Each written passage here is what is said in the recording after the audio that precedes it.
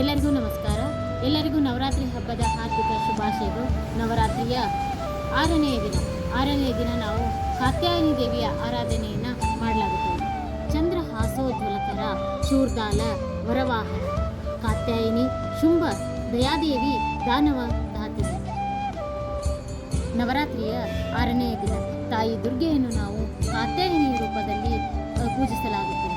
ಅವಳನ್ನು 4, 10, 18 ಕೈಗಳಿಂದ ಚಿತ್ರಿಸಲಾಗುತ್ತದೆ. ಸಂಸ್ಕೃತ ಶಬ್ದಕೋಶದಲ್ಲಿ ಆದಿಪರಾಶಕ್ತಿಯ 2ನೆಯ ಹೆಸರಾಗಿದೆ.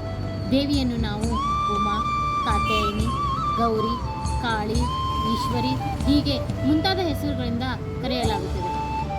ಕಾತ್ಯಾಯನಿ ದೇವಿಗೆ ಕೆಂಪು ಬಣ್ಣವೆಂದರೆ ತುಂಬ ಇಷ್ಟ. ಕೆಂಪು ಬಣ್ಣದ ಸೀರೆ, ಬಳೆ ಹೀಗೆ ಹೂವು ಕೆಂಪು ಬಣ್ಣದಲ್ಲಿ ಇಷ್ಟಪಡುತ್ತಾಳೆ. ಸ್ವಯಂ ಪ್ರೇರಿತ ಕೋಪದಿಂದ ಅವಳು ಅಂದರೆ ಸಿಂಹದ ಮೇಲೆ ಏರಿದ ರಾಕ್ಷಸ ಮಹಿಷಾಸುರನನ್ನು ಕೊಲ್ಲಲು ಕಾರಣವಾಯಿತು. ಆದ್ದರಿಂದ ಅಂದು ದುರ್ಗಾ ಪೂಜೆ ಎಂದು ಭಾರತದ ಹೆಚ್ಚಿನ ಭಾಗಗಳಲ್ಲಿ ದುರ್ಗೆಯನ್ನು ಪೂಜೆ ಮಾಡುತ್ತಾರೆ. ಹೀಗೆ ದುಷ್ಟರ ಸಂಹಾರಕ್ಕಾಗಿ ದೇವಿ ಯಾವಾಗಲೂ ಸಿದ್ಧಳಿರುತ್ತಾಳೆ.